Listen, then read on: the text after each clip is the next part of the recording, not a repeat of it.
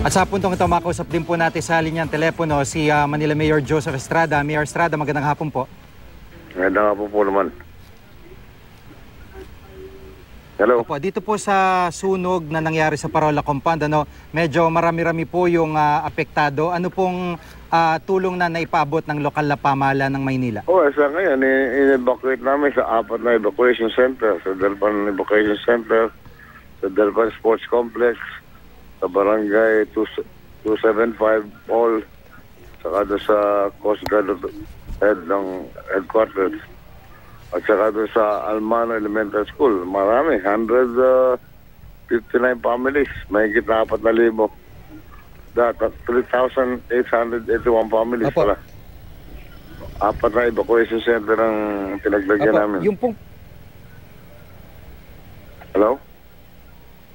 Hello? Mayor, yung pong mga pagkain at supplies, yung mga gamot para dito po sa mga residenteng apektado, meron na po bang naipabot na tulong? Marami kami na-sign na doktor doon. 4 ang hospital namin eh. Tapos yung aming head ng DSWD, si Dr. Lacuna, hando din. Ang DSWD nagpapakain, almusal, tanghalian, hapunan. Kumpleto. Sinasikaso ko lahat. Apo. Pag po medyo na ayos na po ang sitwasyon ito, mga residenteng ito, ay papabalikin nyo pa po ba dun sa area o bibigyan nyo po ng relokasyon? Madali sabihin ng relokasyon eh.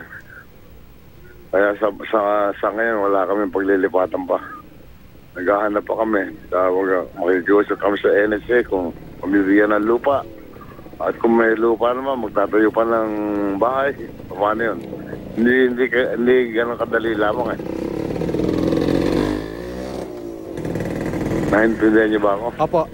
May panibagong sunog na nangyari ngayong hapon. Ano po ang impormasyon nyo dito, Mayor? Diyan din po rin sa may Parola Compound.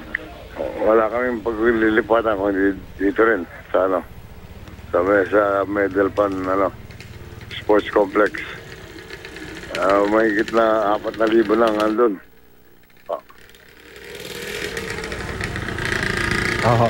Medyo marami-rami. Ano po? At siguro po, Mayor, ay makikibalita po ulit kami sa inyo from time to time.